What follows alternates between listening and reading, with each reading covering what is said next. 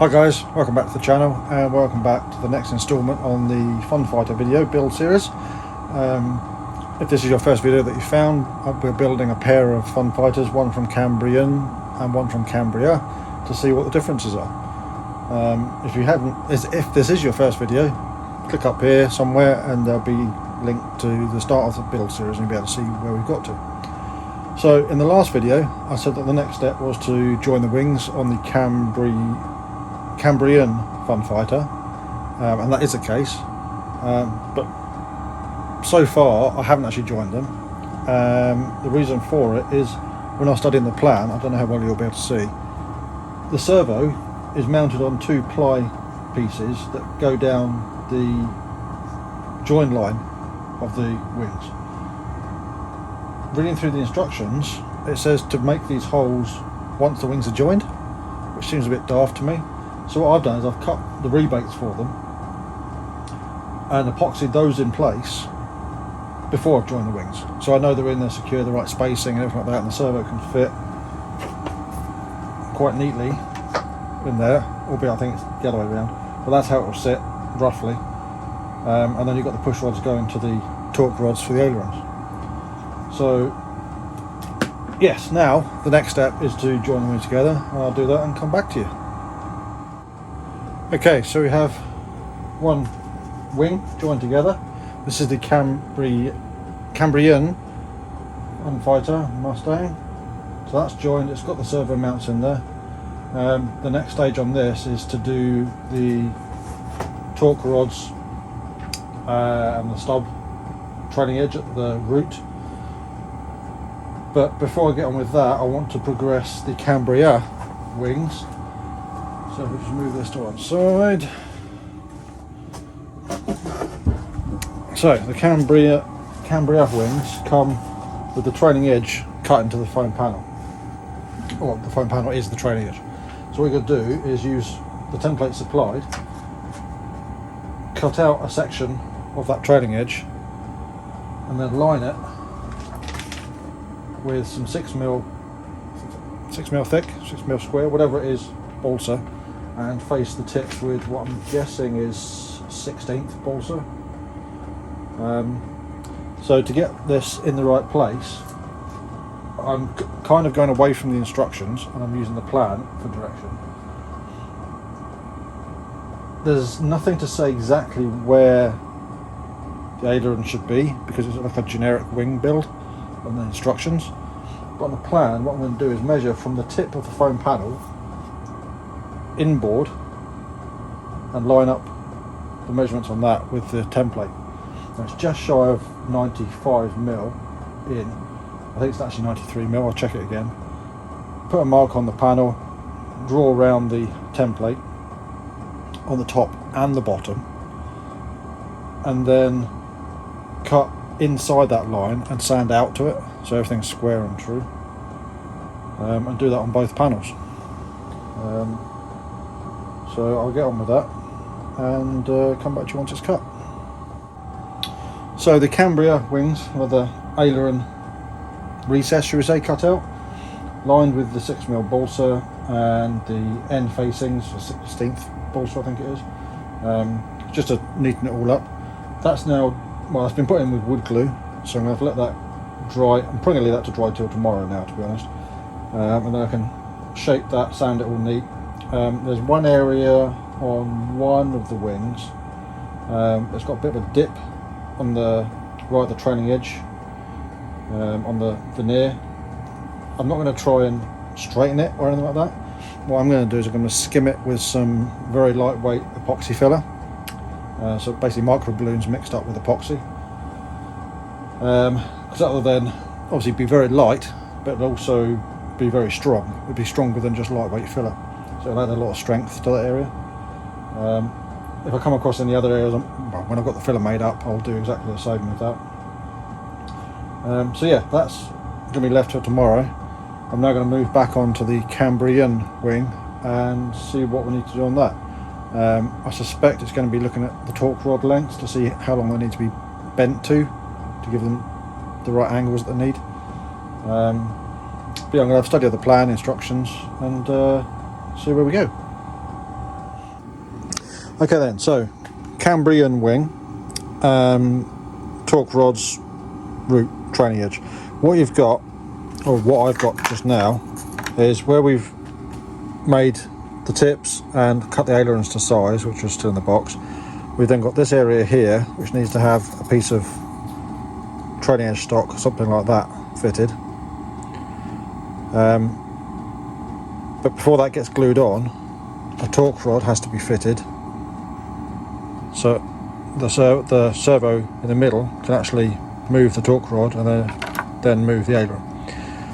So these torque rods in the kit come with an inner, which is the actual torque rod, and then a bearing surface tube, and people normally glue that in so that the torque rod moves freely. Now, it might not seem like much, but these tubes have got a bit of thickness to them. So what I'm actually going to do, and I've done previously, is not use that tube. I'm going to cut a slot in the trailing edge piece, put the torque rod into the trailing edge piece, and epoxy the whole lot onto the trailing edge. When you do that, the epoxy goes all the way around the tube, all the way around the torque rod itself, and actually creates its own bearing surface. And what you've got to remember is not to put too much epoxy in, but also to grease that torque rod, otherwise you'll never be able to crack it free.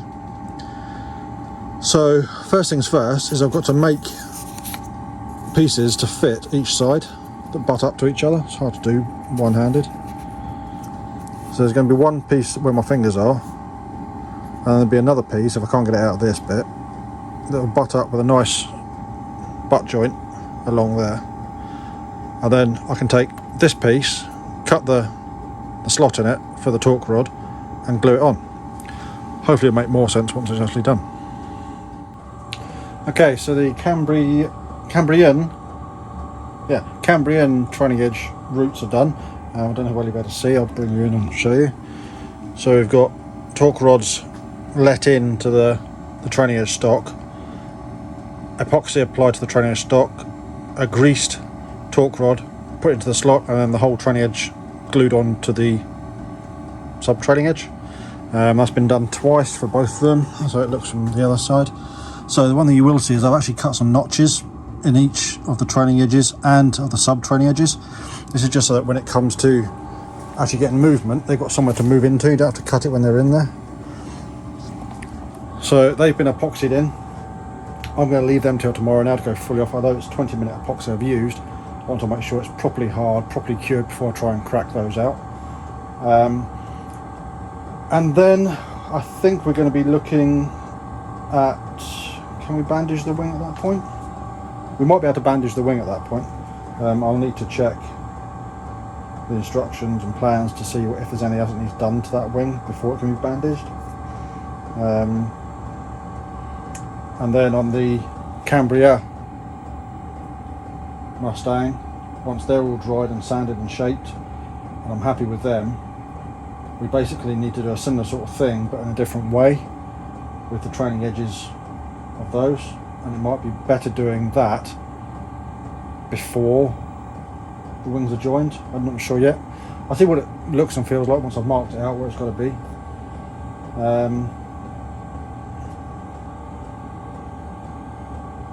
Yeah, I'll have a look at that once everything's sanded, shaped. I can sit it on the bench and have a look. Not quite sure what's going to be the best way of doing that, to be honest. I'll have to get the plans out and have a look, but I'll come back to you once we get to that bit. Well, good morning everybody, it is the next morning. Everything is glued up as I hoped it has. I don't know what I'm going to show you. The ailer and torque rods are all glued on. They did take a bit of persuasion to crack free, but they move perfectly fine. They will take a bit of freeing up, but they are more than free. There's a little bit that will need squared off on the trailing edge here to get it to fit the fuselage, but that is the Cambrian wing, I think, structurally put together. The next stage is going to be fitting up to the fuselage to get this trailing edge bit shaped, and then starting to fit the fiberglass bandage around the centre section. Once that's done, we can then look at shaping and sanding and everything else. We'll also need to make a hole that end for the wing bolt to go through, and then underneath you've got the dowels for the trailing edge support. Not trailing support, the wing dowels to actually hold it on the back. This wing actually is almost reverse fitted to convention. Normally you have dowels at the front and a bolt at the back. Because it's got the radiator scoop underneath, they use the dowels at the back and the bolt at the front. So 6.5 a dozen. To mark that hole, we've actually got to fit the wing bolt nut plate to the fuselage, which I haven't done yet. So we'll get this wing as far as we can and then get those bits done with the fuselage. The other thing I've done is I've did all the lining, 6mm balsa and 16th balsa facings on the aileron cutouts of the Cambria wing. The next stage on this, again I've lightly sanded it or shaped it. The next stage on this is to do a final sanding so it's all nice and true, and then see about getting the torque rods put in there, mark out where they've got to go. So that's what I'm going to work on just now. Right then, aileron wells are now sanded flush. It's going to need tiniest little bits of filler when we come to it. As with the rest of the wing, it's going to need little bits of filler. So the next stage is doing the torque rods, just in a similar manner but different to the Cambrian. This is the Cambria wing. So because the trailing edge is cut into the wing, or as part of the wing when it's cut, shall I say, you've got to create a channel in the top surface of the wing, lay the torque rod in, and then epoxy it in, and then put a piece of balsa over the top, which reminds me I haven't actually sourced any balsa yet, but I've got some here somewhere, and then sand it smooth once it's all epoxied in. So all I've done is I've followed the line of the aileron with the forwardmost line and then made it 3mm wider. So we've got another line. I've got to work out how far down we've got to come off the plan. Really I want to keep it as narrow as possible with the two once the wing's together, and then I'm going to do the same on this one. So I'm going to cut them out, get them all epoxied up, and then once that's epoxied up and sanded, we should be able to join the wing. Okay, so this is what we've got for the Cambria ailerons, trailing edges. All measurements taken off the plan. Channel cut, torque rod at the moment just laid in, and it's been bent to appropriate 90 degrees. This bit here will get cut off to length. So what we've got to do now is run epoxy into this channel, put the torque rod in, possibly dribble a little bit more epoxy in, splidge it all around a bit, and then fit that bit of balsa on top and then weigh it down so that it's all square and true to keep this trailing edge straight. It's a bit flimsy just now. So I'll do that and then we'll probably come back to it once it's all dry. I've got the other one up there ready to go as well. Right then, so the Cambria wings have been epoxied, the roots trailing edge area. So these torque rods are now in and gluing, and it looks like a lot of glue but it's not very much. That can all be trimmed back with a piece of wood flush once it's all gone off hard, which will probably be tomorrow. But now what I'm going to move on to is fiberglassing the central bandage on the Cambrian wing. Now one thing that I've just noted in taking this bandage out of the packet is that there's literally just enough to do top and bottom. There's no room for error at all. I've got plenty of 2-inch wide, I've even got 3-inch wide bandage over there as well, so I can get away with doing this. If you've got like a frayed bit like that, you want to bring it over the edge a bit more, which means then you haven't got enough to do the top side. So it's just something I've noticed, where it's actually somebody else noticed it in the kit. You couldn't have done that at a worse time, could you? Yeah, I could have done. So yeah, that's just something to note, that you have to be careful with it. So yeah, we're going to get this bandage on just now, certainly on the bottom side, and then see what we can do after that. Okay guys, I think I'm done out here for tonight. We've got to a convenient point. We've got the lower wing bandage on the Cambrian wing. So this has been applied with laminating epoxy, so it's really thin, watery stuff. I get mine from Fighter Aces. It's their L285 resin. This stuff, really good stuff. It doesn't leave, if you're actually skinning a wing with glass rather than doing bandage, it doesn't leave like the waxy finish on top, so you can actually sand it almost straight away. It doesn't clog up the paper. Anyway, that's good resin. It's really watery. It's soaked in, and it's already touch dries after about, what's that, an hour, nearly 2 hours after applying it. It's not dry because it's still tacky, but what I've done is I mixed up plenty of epoxy so that the leftover I could have micro balloons mixed into it.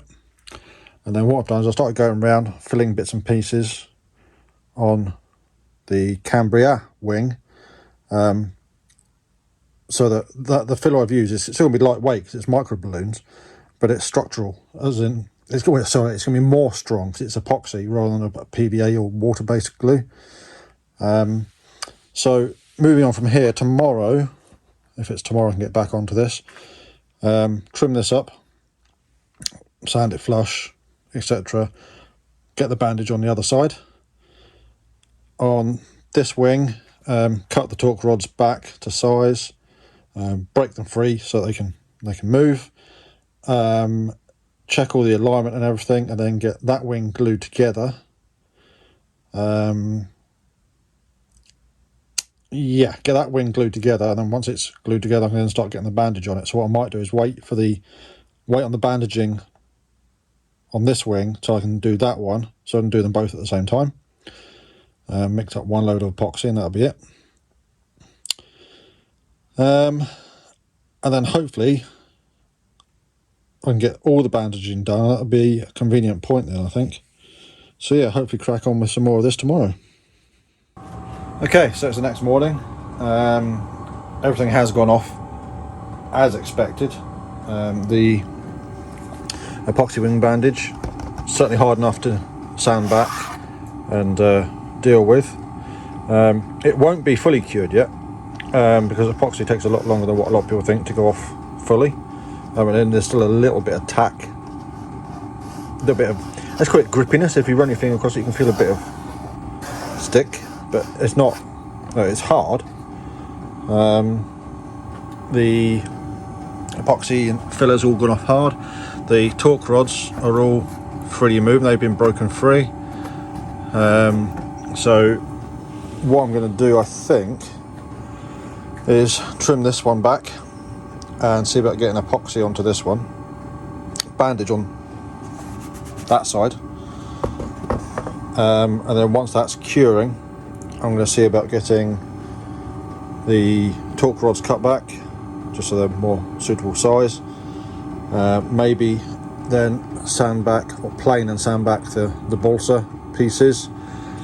I'm not too worried about the filler just now, but I want to get the wings joined so I can get bandage on both.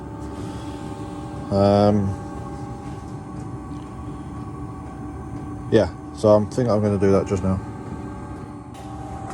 Okay, so yeah, again, it's the morning after. The bandaging that I did last night has all gone off. I've trimmed it all back. But we're getting to a point now where I've got to make a little bit of a decision, which I'll come to in a minute. But a couple of things that I've noticed, which is basically just differences between the two kits.